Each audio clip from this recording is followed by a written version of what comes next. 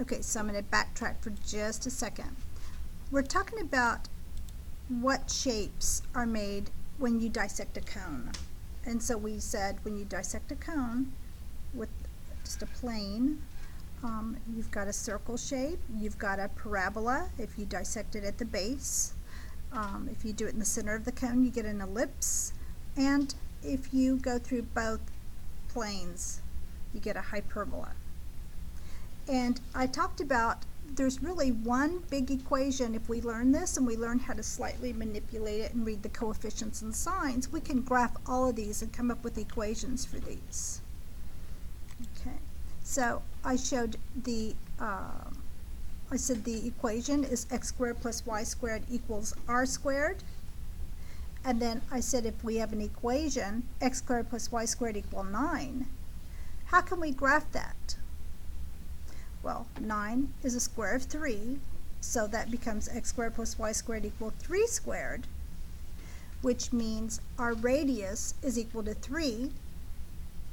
So we get a center whose origin is at the center, a circle whose center is at the origin, with a radius of 3. So we would plot 3, 3, 3 units away on all axes, then connect it all with a smooth arc. And it should be a perfect circle at the end. So now I've asked everyone to get their whiteboards and decide, let's see, how can I make an equation? Oh, I did that. Well, I hid the equation and I said, well, what if they reverse it? So let's do this again. What if they ask you to create or write an equation for this circle?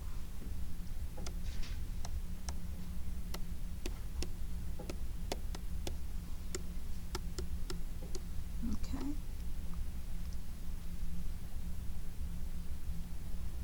Oh my goodness, looks like a football. Play like it's a circle. Okay. So what would this equation look like? So do this on your whiteboards and then hold it up when you're through.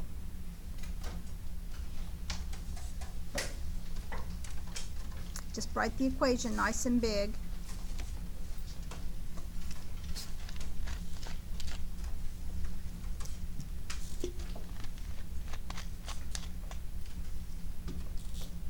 And if you were absent and just jumping in, sorry, I forgot to record the lesson, so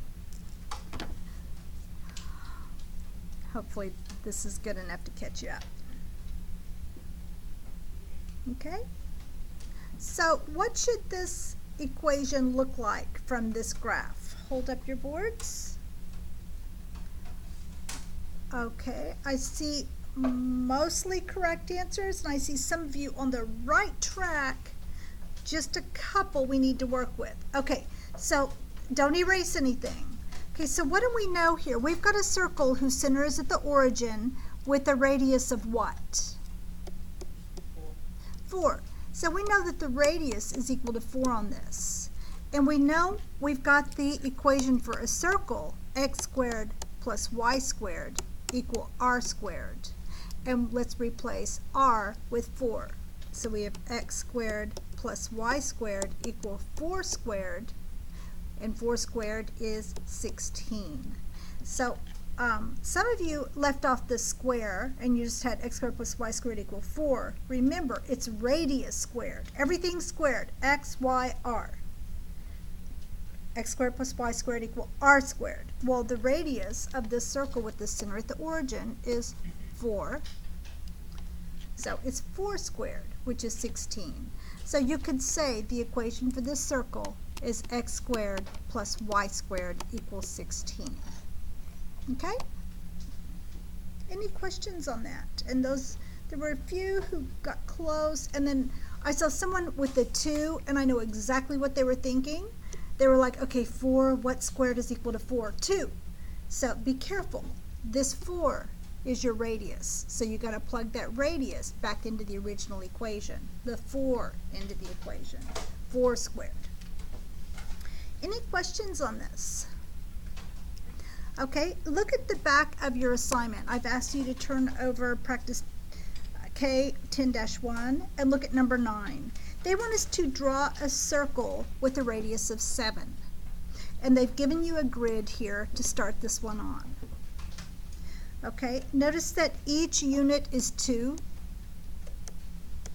So if we're going to draw a circle, it says graph the circle with the given radius or diameter. Ooh, or diameter. There's a trick one there. So that the center is at the origin. Then write the equation for the graph. So if they give us a radius of equal to 7, so let's just find our 7 point. There's 6, 8. So 7's going to be between those.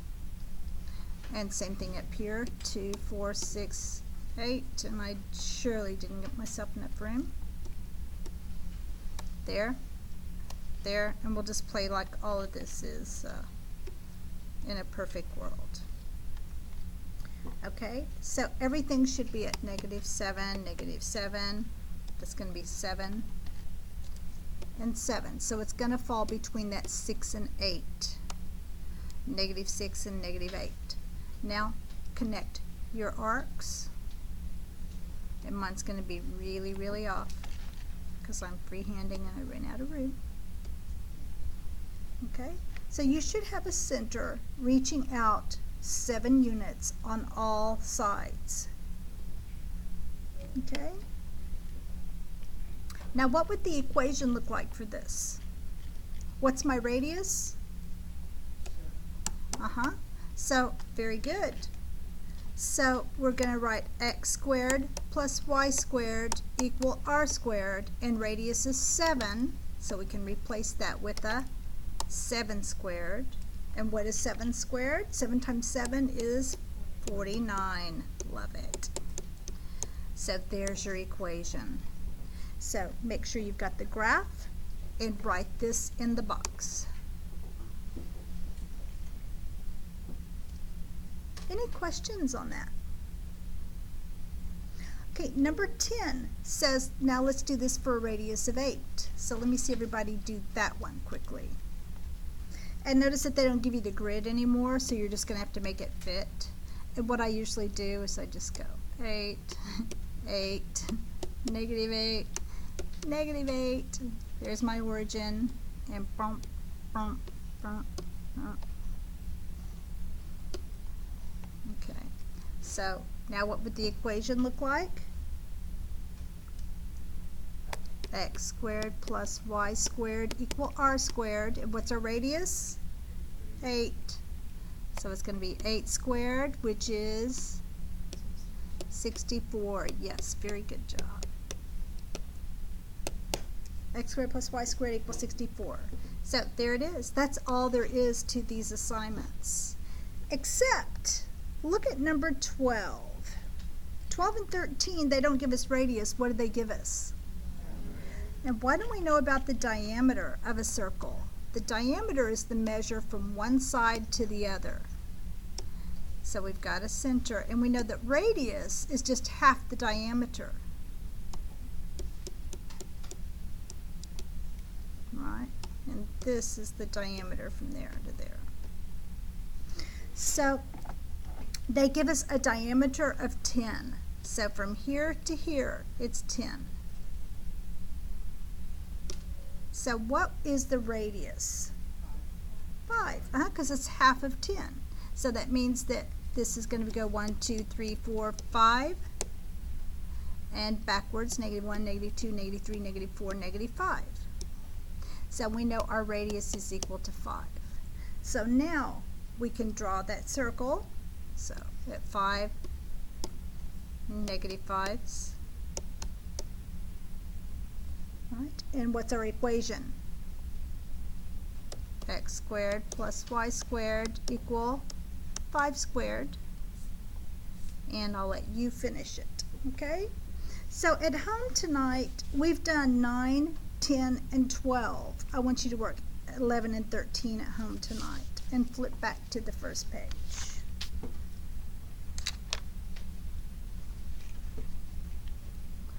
Is everybody good so far? It's pretty easy, right? I love this chapter. No, right now I do.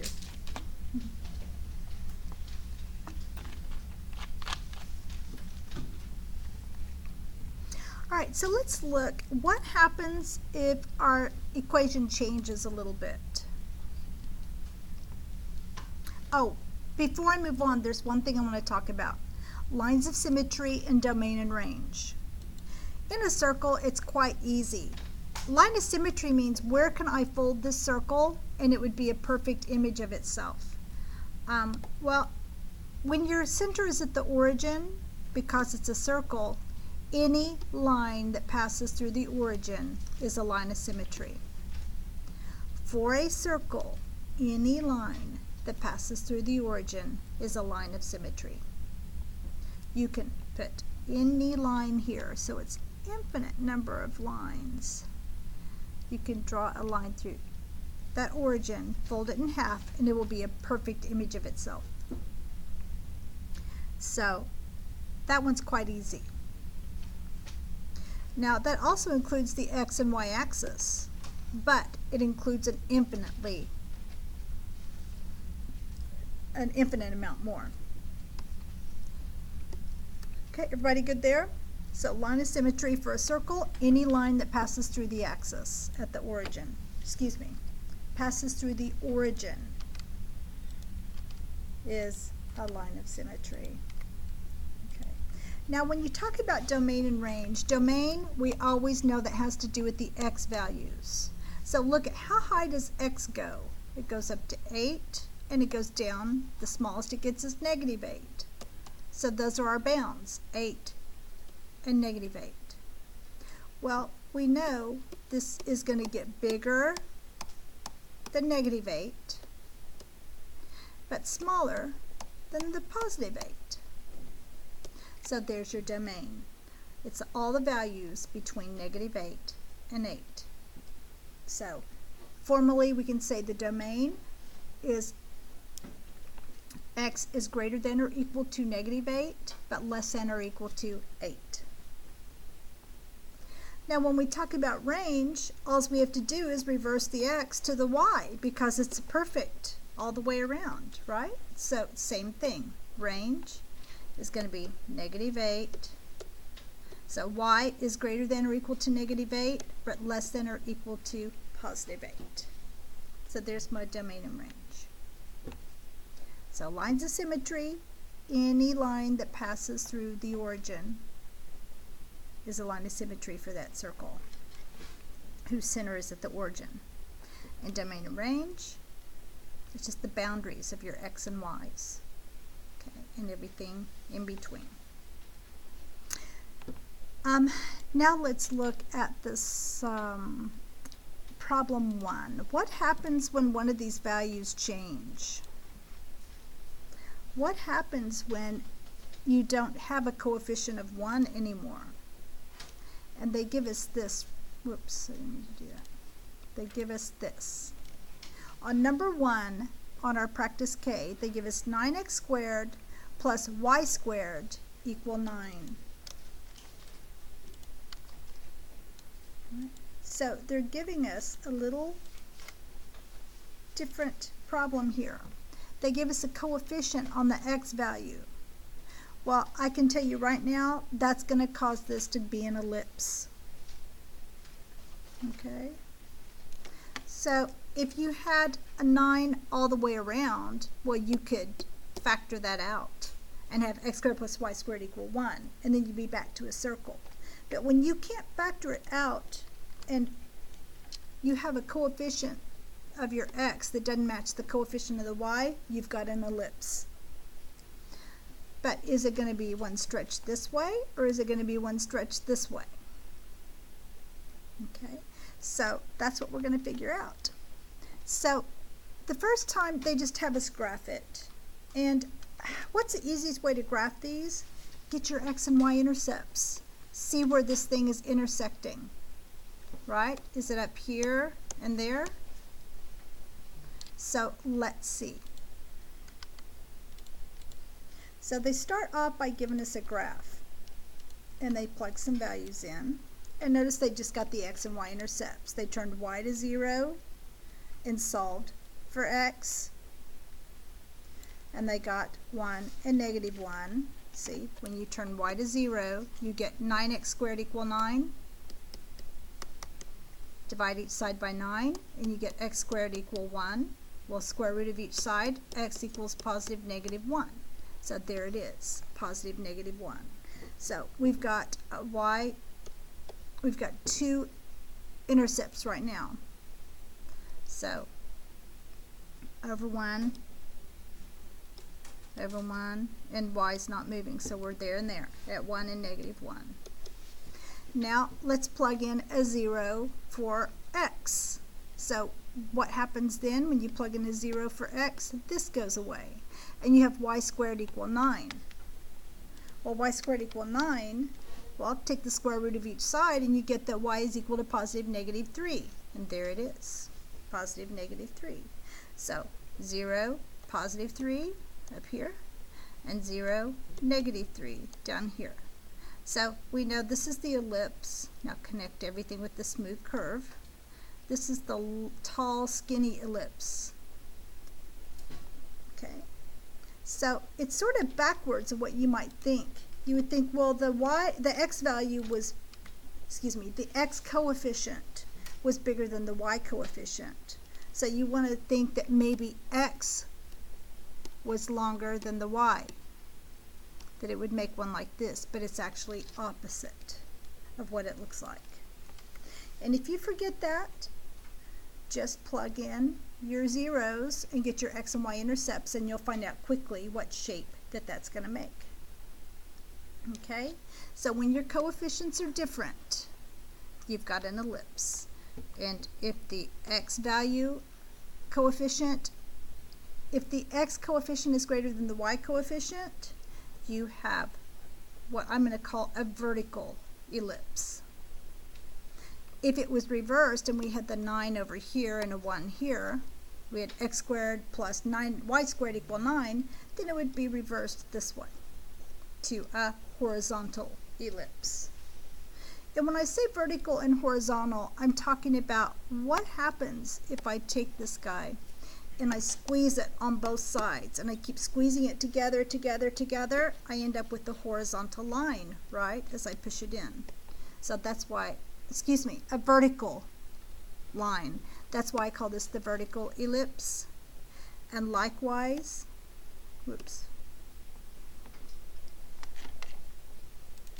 when I take this guy and I squish it together, closer and closer, he becomes a horizontal line. So we call that the horizontal ellipse and vertical ellipse. But today we're not going to worry about the horizontal vertical, but I just want to go ahead and throw that out there so you're ahead of the game. You already know these little tricks, so when you see it in the next lessons, you've got it. So look at number 1 in your book. You've got, this is the one we just did, right? So we know it's going to be an ellipse. So fill that in. Plot the points on the table. So make sure your points are on your table. So plot those in there. That was at 3 and negative 3 on your y-axis and 1, negative 1 on the x-axis. Then connect them.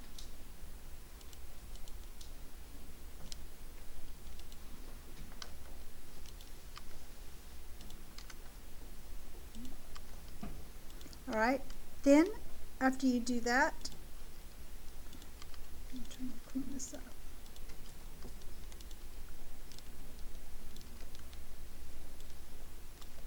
All right, so after you connect those, now fill in the blanks. It says plot the points in the table, connect the points with the smooth curve. The conic section is in, what shape was that?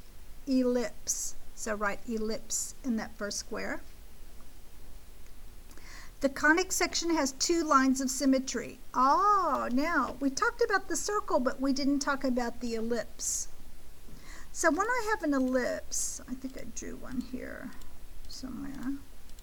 Nope, I lied.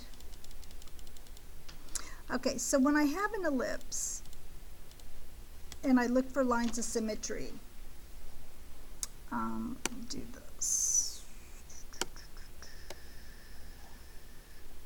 All right, so that's not a perfect one, but we'll take it. So there's my x and y axis. When I start trying to figure out what is this thing doing. What's its lines of symmetry? Well, if I try to do it like this, that's not going to be a mirror image of itself. On an ellipse, for all ellipse and hyperbolas as well, the only lines of symmetry are the x and y axis. Okay, so write that in next. The conic section has two lines of symmetry, x-axis and y-axis. And we knew on here that the smallest x value was -1 and the highest value was 1. So we know the range is from -1 to 1. So for the range, x is all values greater than or equal to 1, but less than or equal, -1, but greater than or equal to 1. Okay, and what about, oh my gosh, no one corrected me. Guys, I'm sorry. I'm just in a hurry. That's the domain. Domain is x. Sorry. Now, the range are your y values. Okay, so look, what's the smallest and the largest that my y values were? Well, it went to -3 and +3. So it's all those values between -3 and +3. So write those in. And now you've got all of number 1 completed. It seems like a lot, but really it's not. It's asking you for 3 things. What type is this? What does the graph look like? Describe the graph. So we said it was an ellipse. What's its lines of symmetry? X and y axis. And what's its domain and range? And there's the domain and there's the range. So those 3 things are what you need to do for 2, 3, 4, 5, 6, and 7. So 2 looks a little different though. When you look at 2, there's something different there.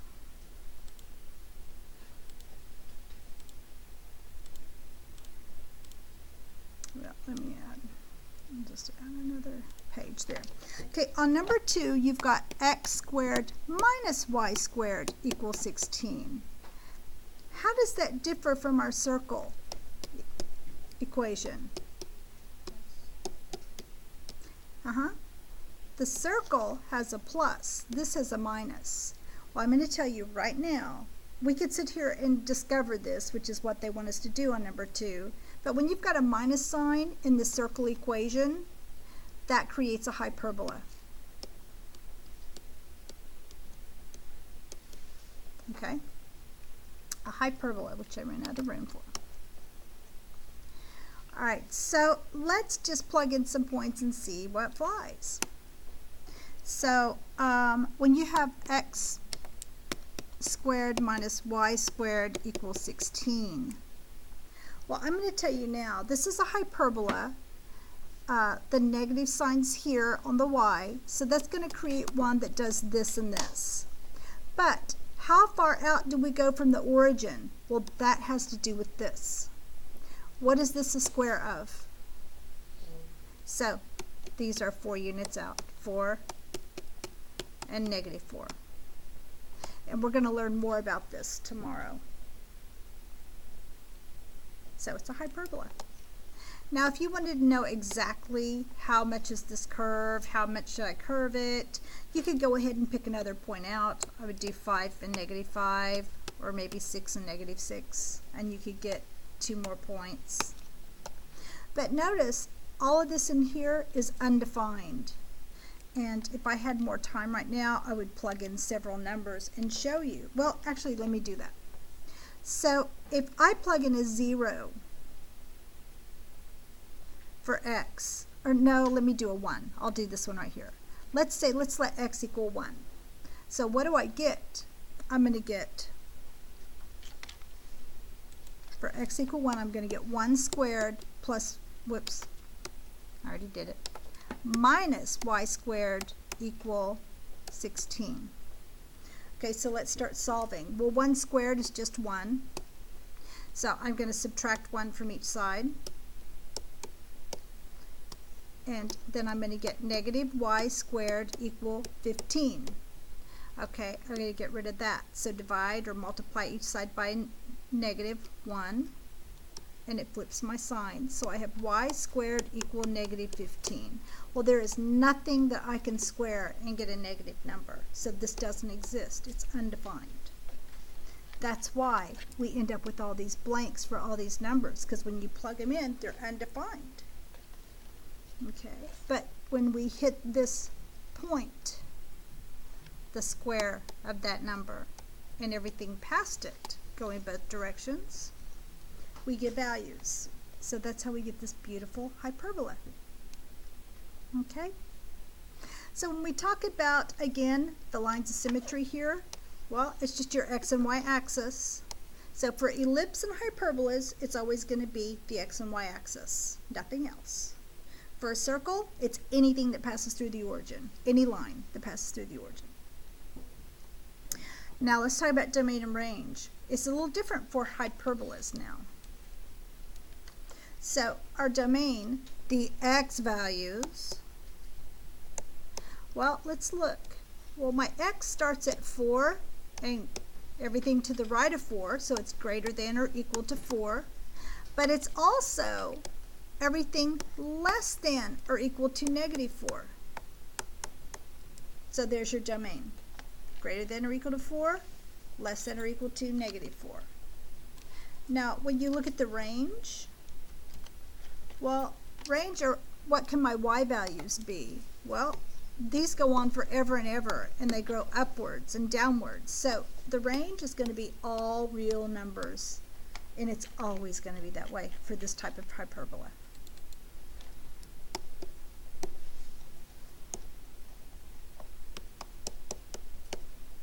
Okay, and that's it.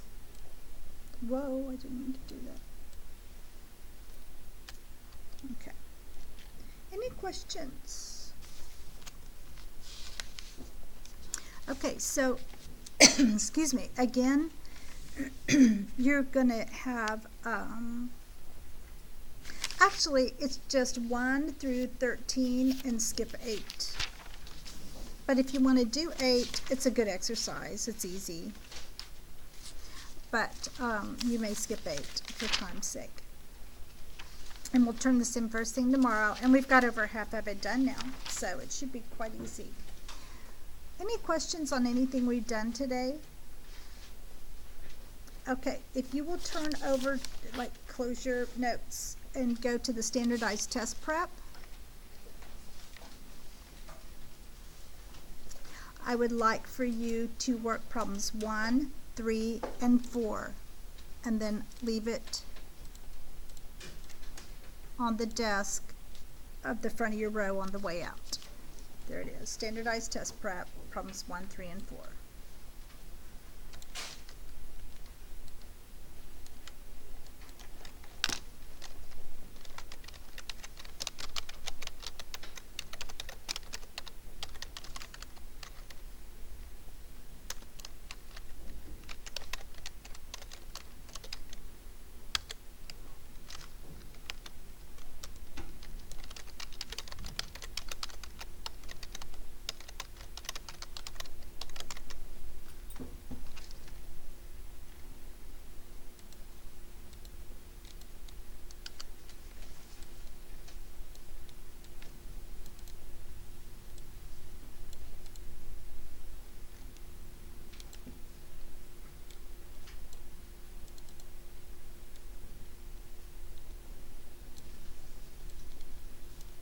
And there you go.